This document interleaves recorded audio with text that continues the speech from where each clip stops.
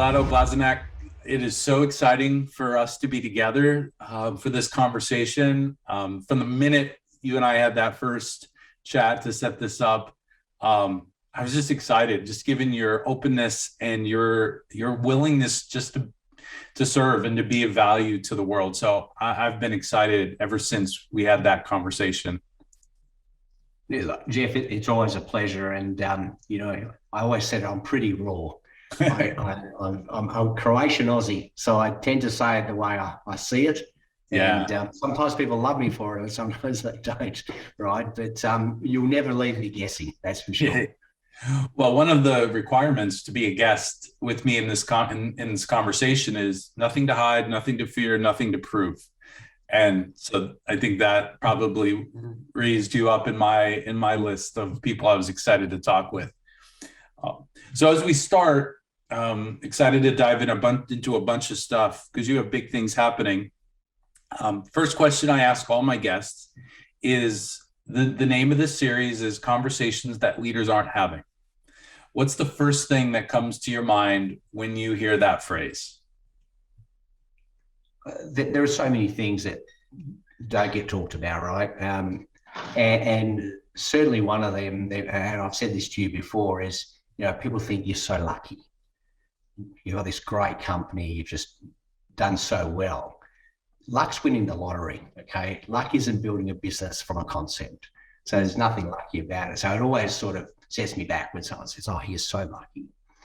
But they don't understand the layers of both skills, risk, fear, everything you take on when you navigate taking something on. And I'm not talking about going into someone else's idea and saying, well, I can make that work. I'm talking about coming up with an idea, working out who to wrap around it with you, and then executing on it, which is what's happened here at Advanced Human Imaging is, I had an idea, I wrapped people around it, I built it out, I got it funded, and here we are, a couple of $100 million company 7-8 years later. So it's not luck.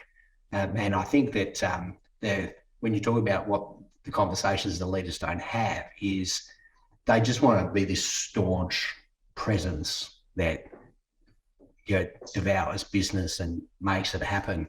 There's so much more to it than that. It's navigating people, it's navigating risk, it's understanding humans and who they are and how you engage with them, because who I am today as a CEO versus who I started out as a business person are just, you would have thought it was a different person, because you've got to be a different person. So you've got to have that ability to transition in life and improve, right? So it's not go backwards, it's be a better you as you navigate both being just the guy selling stationery versus the guy that's building this company with 5,600 shareholders.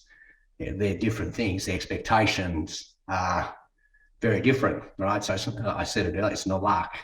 It's grabbing it by the horns and shaking it and making sure that you keep, and you've got to be nimble, because if you're not nimble and you don't acknowledge change is needed, you stay in the same lane. And that's where people get stuck in a rut where they can't see, how do I get out of this lane because I'm trapped. So I think that's all of that. And I think that, look, and I'm sort of in a small tier of business. When I look at some of the guys that I rub shoulders with that are running serious companies and what they do, the layers and layers and layers and layers of people beneath them just to try to make sure that it filters through properly. There's a lot to it. And it's probably getting together with other leaders and understanding that value in the human, the people around you, and really talking about that and acknowledging it, so that when you look down the line of the different components of the business, I don't even call it management versus staff. The components of the business. It's knowing who they are and what they do and the value they bring to help you achieve being on that pedestal, right? I get to call myself chairman and CEO and all those wonderful things, but there are far smarter people here than me. Vlado, you have a ton going on right now. I mean, you just completed an IPO, you launched your product in the States, and I'm just curious, what's been the impact on how you lead? How has your leadership shifted during this significant life and business event? Yeah, listen, that's been an evolving pivot over the last 12 months. Well, actually 18 months now. We forget COVID's been with us now we're coming on to 18 months to 2 years in January, February. But I think that what you saw a lot of, and I don't know if it happened in the US because you guys really didn't shut a lot of your borders for very long, but what we saw in Western Australia was with the borders closed, you didn't have the transient population that supported business with more employees flowing in and out of the state. So, the pressure that was on teams, especially our team, because it was a small team, was something that we really had to consider, because when COVID hit and you look at really what was affecting their families, it was a combination of things. But one of them that was primary that I saw was the threat that maybe their jobs would be at stake, because with businesses shutting left, right, and centre, there was always that fear. So one of the things that Catherine, who founded the company with me and I, we're also life partners, did was made sure they knew the stability of their job was at 100%. And whilst there were companies all around us cutting salary size because they didn't know how long they were going to have to tread water, they were looking at their teams to actually take redundancies and lower their pay grade, if you like, just to make sure the companies got through the other side. We actually went the other way and told everyone, you're staying on full pay. It's all steam ahead, and don't fear that side of things. That's nothing you need to fear here. Having said that, we produce a technology that assists in the medical sector. So the demand for what we do went exponentially up. And with that, we needed more stuff, which again was challenging because with the borders closed, and we have such an enormous mining industry in Western Australia and not such a large technology industry, what we saw is the mining sector just sucked all of the technology people out of the market to get them on sites, to run their process systems and fine tune things and just paying just unbelievable salaries. And we didn't lose anybody to that. A lot of our people really love being here, and we didn't lose anybody to that purge, albeit we had a lot of them come to us and say, ABC headhunters just come to me to offer me a job. But even internationally, we had people here that Spotify made contact with that were looking for people to be in North America for them. And we've got some really talented people. So, it's a pat on the back when they come to you with it and do two things. One, they tell you so you don't find out the wrong way. But two, they don't use it as a lever to get more money out of you, because we do look after them really well. But I think the harmony here stayed. Everybody hit some bumps in the road, because I think the few lockdowns we had frightened people, and mental health, I don't think has ever been so prominent as it's been in the last 2 years, because people are working from home, not having the same interaction, not getting to see their families, not going on vacations, worrying about their job. So the pressure of all of that is something that you've really got to consider when looking at your teams. And I like to say I'm nicely pushy, because when I need something, I need it. But even I had to tailor it back and go, okay, there's only so much that people can do, and not stepped out, but sort of stepped back in some of the front end leadership that I would normally role, and let the senior guys sort of step in. That the cohesion with the friendships that were going on there was what really, it stabilized the ship to do that. And I'm old school, Dad always said, just go and do it. And which is great advice, because it gave me the tenacity that gets me to where I am in life now. But sometimes you got to step back and go, hold on, too much pressure is not a good thing. And everyone has different values. Some of the people here, hey, they want to earn a great living and they've become very wealthy from the shares that they've got in the company. But others, it's writing really cool code that does stuff that no one else can do. So you've got to work that out. You got to understand people, and I'm still doing it. It's a daily thing. You don't do it once. It's a constant. And we've got great people, and I say it all the time in the meetings, and I say it on these podcasts when I get the opportunity to speak to great people like yourself, Jeff, where I say, I had a great idea. I've got some really smart people that executed it, right? It's always a team thing. You mentioned your dad when we first spoke. You just mentioned him, some of the values, the work ethic, get it done. And the get it done work ethic doesn't always have in mind everything you just said, the people first. So I'm wondering if you just go back into your story, like at what point, more recent or farther back, at what point did you have this moment like I need to make people the priority in the midst of getting it done? What was that? Was there a light bulb moment? I like to think that I've always considered people. I give to charities. I support lots of different things that I think the value placement is right. Right down to my daughter's school needing a DFib at school and things like that. These are things that are tiny, but I had a friend pass away last year. Had a really, really close friend, and I got the call, but he'd survived.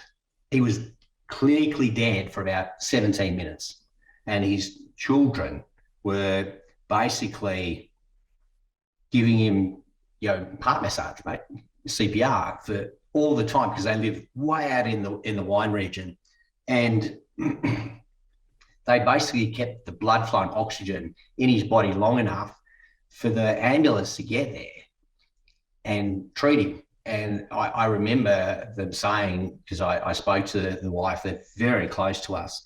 And I remember her saying to me, we don't know whether he's going to have brain damage, he's in a coma, they're going to keep him in a coma while they work out what's happened and so on. And he is 100% fine today. But they're the moments in your life where you think there's just so much more to life than what we come into these offices every day, we plow into it, and we convince ourselves we're doing it for the safety of our families whilst we sacrifice time with them. Does that make sense? And so my light bulb moments are all the time, right? There are just things that happen in life that I'm very fortunate, and I mentioned Catherine earlier, but I'm very fortunate. She's got a psychology background with a whole heap of other letters after her name as well, and just the 9 years of my life that I've spent with her and how she breaks down people and assists them in, liking themselves and understanding why they make decisions. It's given me this innate ability to look at a situation and go, right, okay, I know what I did wrong there. And probably one of the biggest things there, and even my daughter has picked up on it, is I'll say sorry if I think, I didn't handle that right. If I've got upset or I've gone too hard on her for something, and I'll go, wait, and I'll come back to her and go, right, I didn't handle that well. So the light bulb moments are ongoing, right? I couldn't say there's just one. I think I told you last time we spoke about the motivational speech my mother gave me when I was 16 and my brother got an apprenticeship and I didn't. And she goes, darling, I'll always love you, even though you'll never have anything behind you, kind of thing. And it's like, oh my God, Mum, right? So I will be successful in something I do. But we're Europeans, so you've got to work with your hands. You've got to lay bricks, build cabinets, build houses, do electrical work. You're a tradesman. That's just the background of it. You're a tradesman. And it's where the foundation of my mum's family came from. They worked with their hands and they built their businesses working with their hands. So, but that wasn't sort of me because I left education early, and you just keep sort of zigzagging through life until you find that spot. But I do remember that particular conversation and thinking, I will never go on unemployment. So back in the day, it was the unemployment check. We called it the dole. That coming in by the acronym actually was, because I never went on it, so I never needed to learn. But I remember thinking, I'm never gonna go on unemployment. I'll always have a job. And I've always had a job, and have managed to live a very full life and make a good living and take care of my family and yeah, give them a better life than they would normally have had under normal circumstances. But yeah, and I've moved away from the question a little bit, but there were always moments. There's my birthday was last Friday. I turned 56, and I'm not big on gifts, and I'm really hard to buy for because I'm one of those guys that if I want something, I generally go and get it. And I don't want big boats and fast cars and all these things. I've got a very narrow field of interest on things. I like a decent, like we won't say this shirt, but I like to wear a nice clothing, and I own menswear stores with a buddy of mine and so on. But my daughter, she created this present for me that was just photos of time that we'd had together. And on the back of them, she wrote something on each one, about how close we are and how much she loves me, and it was just like, how do you replace that? That is one of those things that you look at and it's just in pink text as she's 15, but she's really put thought into it. So and you think to yourself, all the things you do are creating this person, because when we're born, we're so perfect because no one's influenced us yet. So we don't have a bad thought. We don't know hatred. We don't know racism. All of these things are not part of our life because it hasn't been taught to us yet. So to sort of be at my birthday with a lot of our elderly friends at a lovely restaurant, and my daughter always wants to come, and she mixes with them like she's an adult. She talks to them. She has a great night. And for her to do this for me, I just thought, I've really done something right because we are so tight as a unit. And, there are things that happen in her life and she wants Dad. She calls me. She goes, Dad, you got to come and get me. I need you. Right. And it happened. She broke up with a boyfriend once and she rang me hysterical. And I'm thinking, you're going to go through this so many times in your life. You've got no idea. But the thing was, she wanted me. She wanted me to come and get her and talk her down, like talk her through it and things, because we had that great communication. So I think that all of that is a great foundation to everything in life, really, isn't it? Whether that's sitting at a table negotiating a business deal and being fair and reasonable about how you do it, or whether it's when you're sitting with your family and making sure they understand that you maybe put in too much work and too many hours, but you do love them and you know that you're doing it, but you'll get through that period and put the glue back together. But even acknowledging it on the way through, I think it validates concern on their behalf. It has them say, he knows that I miss him, right? Which is great because you acknowledge that and they don't feel like, well, I don't want to be. I remember my dad just went to work in the morning. I'd hear the car leave because I was still in bed before school, and then I'd go to bed at night. He still wasn't home because that's just how they did it. And I don't remember the amount of interaction I should have had with him. So it taught me how to be a dad. I think that I thought, I'm not doing that. So when I see I do it, I'm very cognizant of it, and I talk to them and say, I know I've done this. I validate it, and we shift. We move forward, and we spend time together on weekends and bits and pieces. I think I mentioned previously, I was from a broken home. My ex-wife and I separated 8-9 years ago, actually close to 10 years ago, but never fought. It just wasn't working, never fought. And she's a staunch Italian. And she just said, we don't fight in front of the children about anything. We make it like seamless with them, which I thought had a lot of value. And it takes a lot of backbone to do that. And we've never fought. We don't fight. We get on great. And the kids are our priority. And we both in new relationships. And we just navigate the children together all the time. So I think that it's worked out well. Again, I'm going down a rabbit hole, but that's great. Light bulb moments, there's so many, right? Yeah. And what's striking, there's lots that's coming up for me, but what's striking is there's so much that comes out of both of our experience of being parented and our own parenting that influences how we show up in our roles all over the place. So, leading our organizations, and just the yin and yang of your dad's get it done, his work ethic, plus your mom's I'm gonna love you no matter what, darling. The influence of those two ways of being for you is really shaped. I'm getting that it's really shaped you, who you are as a dad, but also as a leader of your organization. Yeah, I think it really, well, it has to, doesn't it? And I say to my daughter and my niece, who I'm also really, really close with, they are best of friends. I say, surround yourself with people that make you better.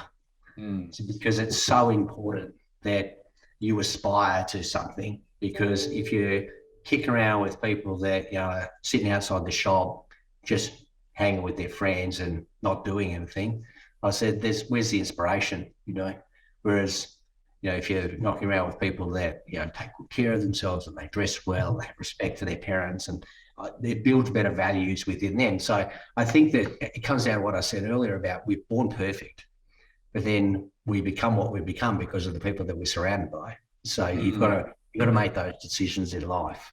And I surround myself with people that are way smarter than me.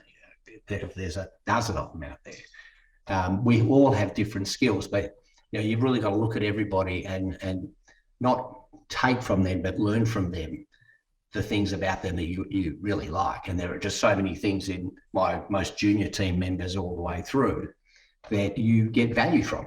And it's not just that they come to work or they show up a bit earlier and leave a bit later and things like that. They're all things I value because it means they're not, punching the clock and just want to come and earn my 100 grand a year and move on. They like what they do. Even if they finish at 5, they normally knock around having a laugh with each other for 15 minutes, which is great because they don't want to escape. They see this place as a place they want to be. One of my guys hurt his back on the weekend and he had Monday and Tuesday off. And I said, mate, just take the rest of the week off, get right. He goes, no, I'm so bored. I want to be in amongst it. I want to get back. So he came back on Wednesday and straight in, slowly, my gym moving slowly, but he would rather be here with the team, getting that energy than being at home, feeling sorry for himself. So I think the atmosphere that they all create has amazing value. Yeah, and you mentioned before 3 things that really stood out to me. You mentioned the state of fear that people were living in. So there's and you were aware of it. You noted that. You acknowledged mental health, and then you acknowledged the need that you see to say sorry. I mean, those are very different. They're unique situations, but they all point to this willingness to be vulnerable, to talk about fear, to talk about mental health, to say you're sorry. Those are vulnerable places to go to as whether you're an employee or as a leader. And I'm just wondering how do you see vulnerability, that those acts of vulnerability, those conversations that you have about vulnerable places in people's lives, what has enabled you to get access to that approach in your leadership? I think that, first of all, I think everyone is vulnerable. I don't care how big their personality is or their ego. And what I've found through the travels I've had, both from just my social world as well as my business world, is that's shown in so many different ways by people. But everyone has vulnerability because everybody wants to be better, faster, stronger, richer, whatever, right? There's something, but they always have the doubt, that tiny bit of doubt that something could navigate the wrong way. And whether that's the most beautiful woman you look at that then doesn't think she's beautiful, or whether the richest guy that's worrying that people are always lying to him. There's just so many things that create doubt in people's lives, and then they reflect on themselves for it. And so I think that if you can come from a position that knowing that everybody has a bit of self-doubt, it's just what life is, but it's how you take it on, right? It's how you take on the challenge of getting past it. And one thing, I went to a Tom Hopkins seminar when I was very, very young, learning how to sell. And I remember, and it stuck with me for my entire life, do what you fear most first is one of the things he said. And it really gravitated because I thought, because I remember saying to a friend of mine once, I was going to write a book about procrastination, but I haven't got around to it yet, right? It's one of those things where you look at your day and you think, I'm going to do all the fun stuff first because I'm going to deal with that. I don't. I get in the morning and go, right, I'm knocking that on the head because my day gets better from there. So I just go at it straight away. The thing you don't want to do, or the conversation you don't want to have, or the calls you don't want to make or the reports you don't want to write. It can be all sorts of things. And all of those, I think, are based from fear, right? Because fear of rejection, fear of not accomplishing something, fear of not being seen to be as big a shadow as you think you cast, or people say you cast, even worse. So I think all of that's driven by fear and self-doubt. So everybody's got it. It's how we take it on and how we execute with that fear and the knowledge of it. So I think that when I look at, and I hope what I say makes sense, because in my head it does, right? Because it's how I just navigate life. And that could be a conversation with my daughter in the morning, say, you're not having enough time with your mother. Like, why? Because they're never fun, because when dad comes down on them, it's fear, upset, all of those things, which I try not to do ever, if not often. And I think life is the same. I don't care whether you're at a boardroom table negotiating a $100 million buyout or a $1 billion buyout, or you're simply annoyed about something at home. You've got to face it, because I think that's where things go wrong in life. You let it build up until it upsets you so much that you're going to go nuts because of it. Don't just deal with the little pieces, because then they never become a big piece. And so that's sort of when I look at what you say about vulnerability and fear and things, acknowledge it and go, right, what makes me feel that way? Or what is it about that? Is it because I think I can't do it? We'll go and learn how to do it, right? Yeah. Is it because I'll get rejected? Well, have a shot and see if you do get rejected, why? Because you bump it up, you make it better, you do it different next time and you learn. And I've always said to my guys, there's no failures, there's learning experiences. And that's a bit cliche, but you know what? If they didn't try stuff that didn't work, what we have would be nowhere near as good as what it is, because they do stuff that sounds fantastic when we sit at the table going, oh, yeah, great. And then it's like, yeah, that didn't work. But if you don't do it, you don't know, right? Yeah. And I just really get, and you pointed to it here a second ago, but also you pointed to it with your daughter, is what I'm getting about you, Vlado, is you make it safe to be vulnerable. You've made it safe to show up with tears, when the boyfriend, the breakup happened, to show up and to make a mistake, to screw up, to try something and it messes up, to try something new, even though you're afraid. So what I'm really getting in this conversation, or this part of our conversation, is you've made a commitment to make it safe for all of that to be present. Because not every leader makes it safe. They give it lip service. Oh, make mistakes, or yeah, my door is open. You can come to me with whatever. So lots of leaders talk about it, but what I'm hearing you is you've operationalized it in your life. Is it's safe. It's safe to show up with all the warts and with all the mistakes and with all the tears. It's just safe, and. Yeah. That's more than words. That's your character. That's your character showing up and saying, yeah, bring it all. Yeah. Well, there's no downside, right? Because if it's down, you help them pick it up, right? Because you just don't always fly at 10,000 feet. That's just not life. I say this to even my daughter all the time, when she goes, oh, look at this friend of mine at school, what she's doing on Facebook. And I go, sweetheart, if all of our lives were what we projected on Facebook, I said there'll be world peace, there'll be no problems with the ozone layer.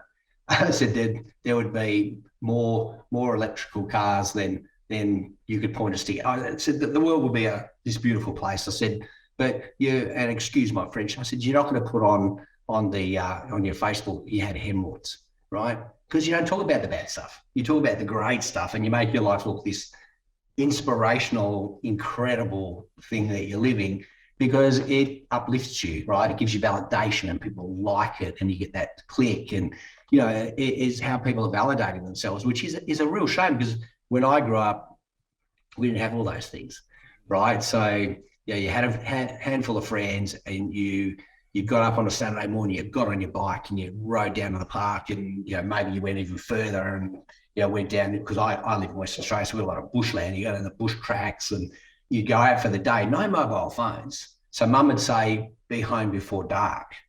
And I don't know, I fear that today with my daughters. I'm like, hey, you got a mobile phone?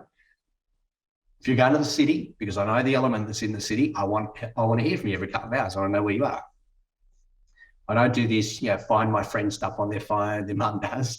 I don't do that. I give them the trust, but they communicate. They say, oh, Dad, I'm here, or hey, Dad, I'm going over there. So we have that communication. But I think that I like to think what you're saying, you feel I do. I'd like to think that's what I really do. I talk about it because I genuinely want to embed that into both my work and life, expertise, if you call that the right way to say it. But I like to think that I can be approached. I work long hours. So I drove my friends out of business, frankly. And I've done it for over 2 decades because I've not been a nightclub, pub sort of guy. That's not who I am. I always took very care of myself and didn't do all of that. But, I have a lot of friends, and they're friends I met through business all over the world. That I could be in Japan, I could be in California, I could be in New York. And there's someone I can arrive on my own. I can buzz someone and say, you want to have dinner? They go, oh, wow, you're here. Yeah, absolutely.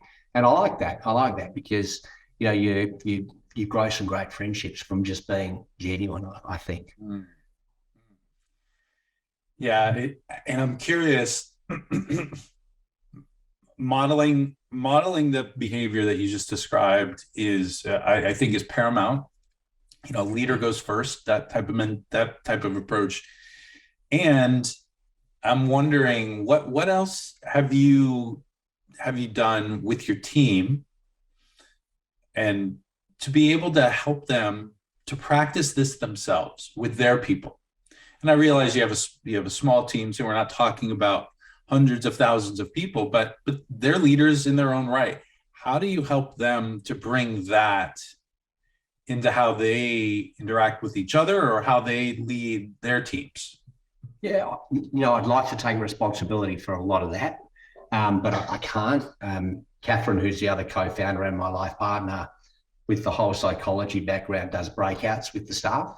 And not only hears about, how's it going? What do you want?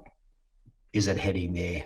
Are you happy? What do you need? But then we have breakout groups in the morning too, where, the different teams will break out and talk about what they're doing for the day. So first of all, they share what they did yesterday, what they plan to do today, and where they got stuck. So they've got to open up and go, yeah, I'm having a problem with this. Can anybody lean in? And the evolution of their skills is just fantastic because you've got all layers of technology whiz kids here, and someone steps in and goes, right, let's do this. And they work on it, they button it up and they fix it. And that's something she really implemented, right? It was something that she thought there's value in getting them being more cohesive, not just looking after their patch. So they all own everything, but they all have a patch that they bring to the table, but they all own the whole, which I think is super important. And we just do other little fun things. I'll take the management team out for lunches. They'll take the other teams out for lunches. I used to go with them, but I find that they still might hold back a little bit at a lunch if I'm there at all of them. Whereas if the managers that they laugh and cry with do it, they can really just chill. And so I let them do that. But we do this thing that I instigated, because when I went to Silicon Valley, one of the things I loved about going to Google and Apple and Facebook and all these places is they have these magnificent food buffets set up that you just literally go. And I remember being at actually Under Armour, and they've got these 5 kitchens in their lunch area that you go and you order whatever you want, they just make it. And I just thought, man, that is so cool. So I remember when we sort of started getting on track with the business and it was growing and we had the finances to do it, I said, right, everybody gets a week where we eat what they choose. So you just got to remember, if someone's vegan or vegetarian or something, choose something that they can choose something for there. But, so everyone has there's enough of us at the moment that we get twice a year to choose each on a Wednesday. We call it Hunger Games. And you pick this, what we're eating this week, and everybody jumps on the website you've picked and they order and I pay. So everybody, and it's just one of those things they love doing, they do that. And what's then evolved out of these little things that we do together is now they've got a run group that go running. One of the guys ran an 80 kilometre marathon on the weekend to raise money for his mum's charity that builds schools and things. So I said, all right, how much are you after? And he goes, I'm going to try to race for $5,000. And I said, all right, anything you fall short, we'll put it in. So put it out there. If you get $1,000, we'll put in 4. If you get 2, we'll put in 3. Whatever the number is that you fall short, I said, we'll make up the difference. So he came in today and he said, I got to 2,400. I said, right, here's 2,600. We'll make you the $5,000 that you want to get for your target. But, we did things like put some gear on him and put some good running shoes on him. And it's just those things that you can't, it's not about the money, it's about the support. So it's about that you've actually supported them in something they feel they believe in. So all of those things, I think, really add just layers of value outside of just coming and getting a job and fitting in. Because that's all I did my whole life. I went to jobs and I made sure I was there on time and I left on time and I did what I was expected to do. And quite often there are things I want you to do that are not part of your job role, but you just do it because you want to keep your job. Yeah. And unemployment was high, whereas now, it's a different situation here. And it's all those little things that make it really, really sticky and keep that longevity to people sticking around. Yeah. And, there's a lot of companies that will do the ping pong tables and the buffets and the, and the extracurriculars, and stop and say, well, we've done our part, we've done our thing. But what I'm really getting is there's such heart underneath that underlies all of that. Like, you can have the ping pong tables, you could have the buffets, you could have the running clubs, you could have Hunger Games, you could have all that. But when you don't bring this deep care and interest in them for who they are as a human, all of that tends to fall short. And so I'm really, again, getting this principle, maybe you've never called it that, but I'm just this principle of you're humans and I'm just going to deeply care for who you are, and all that other stuff, Hunger Games one day, Run Club another day, those are going to change. But what's not going to change, thinking back to the speech your mom gave you, what's not going to change is I'm going to care about you no matter what.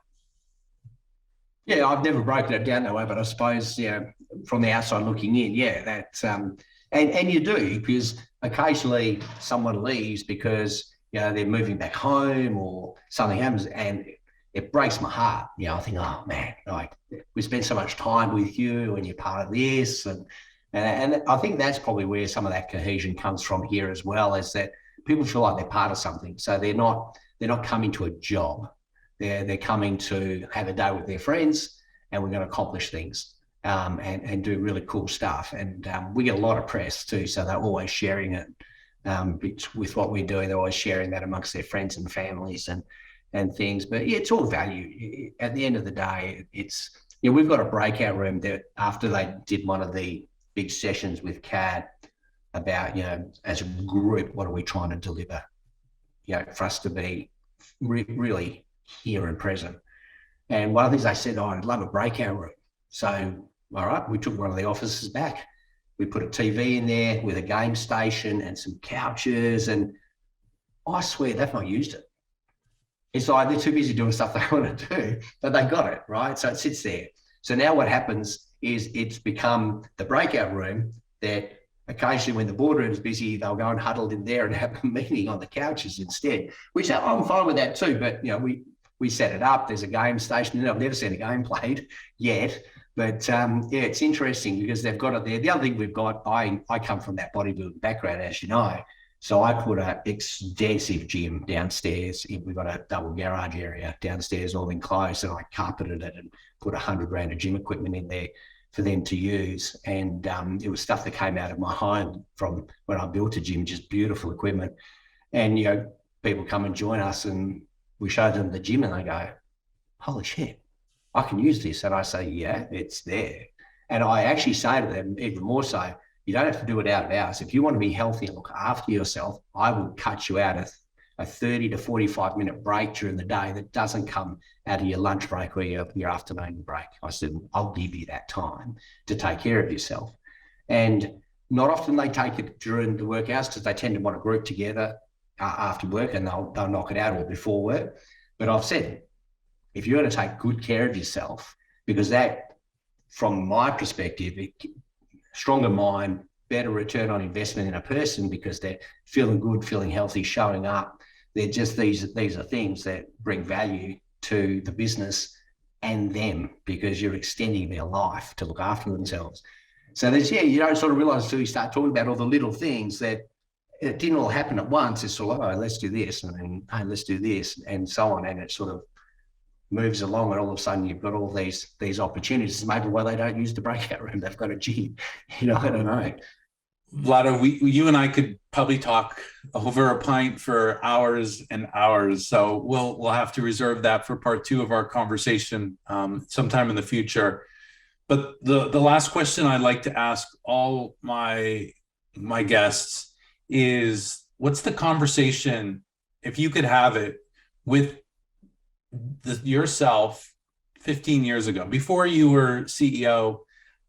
What, given everything, the road you've traveled and everything you've experienced, what's the conversation that you would have with younger Vlado in this moment? Yeah, everything I've talked about with you today, I've had these long-winded answers that by the time I've finished answering it, I actually question myself whether I answered it, because we go down such rabbit holes. But in all honesty, if I was talking to myself 20 years ago, I'd say be nicer sooner, right? Understand people and value on others. Don't be the Lone Ranger, right? Because the younger you wants to own the world, conquer the world, and do it by yourself. You need nobody. Whereas when you evolve through life and business and understand the value everyone else brings to things, it's I said earlier, I'm raw. It would be a nicer person sooner.